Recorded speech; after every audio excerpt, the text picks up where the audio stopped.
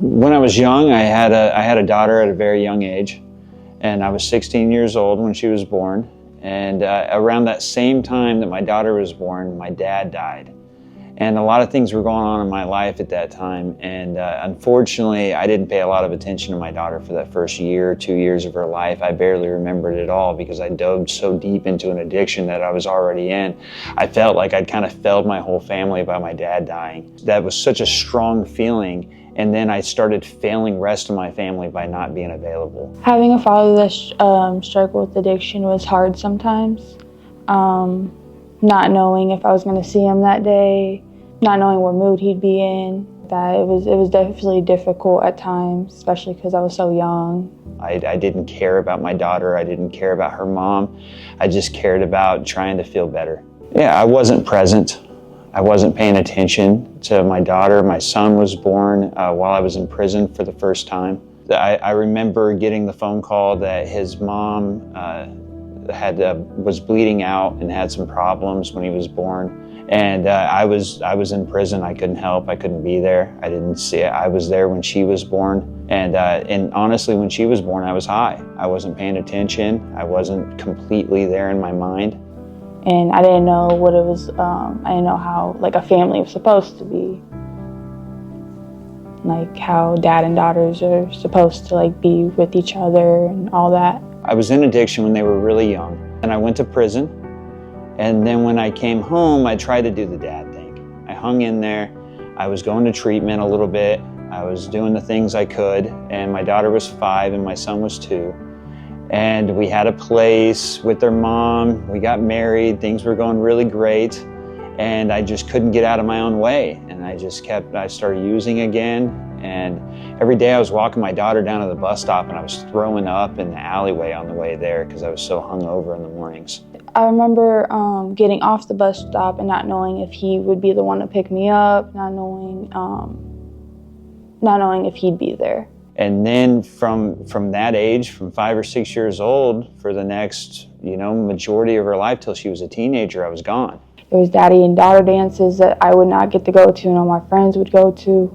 And I definitely felt angry at him a lot. I was sitting in prison for years and I would call my daughter and she was the only person that would always answer the phone. And I would sit there like so many people in prison, so many people in addiction, and I would think, oh, I can't wait till I get the chance to be a dad again. I'm not going to mess it up this time.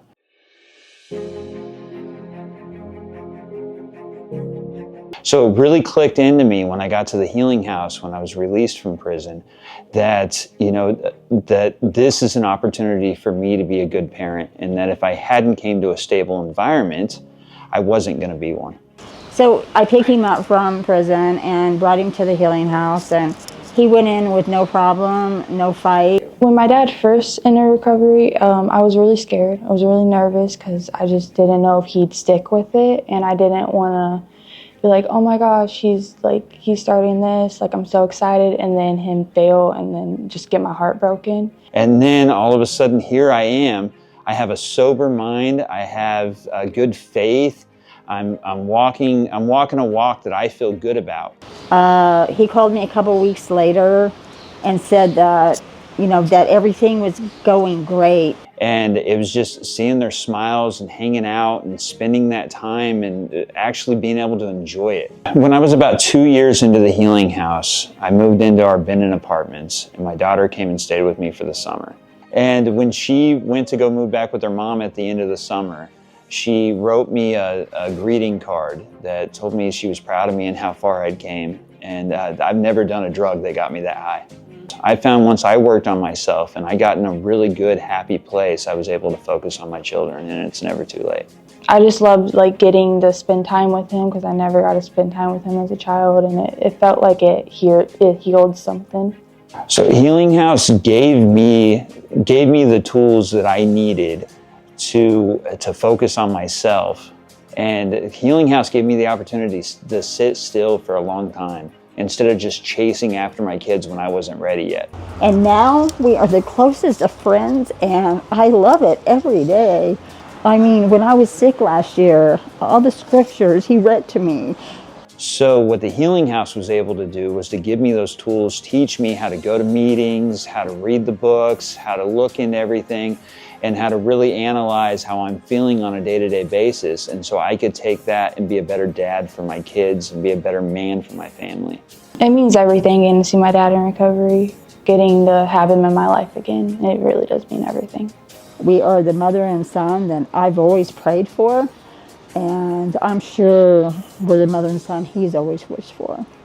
And I will always be thankful to the Healing House for helping Joey when he needed it.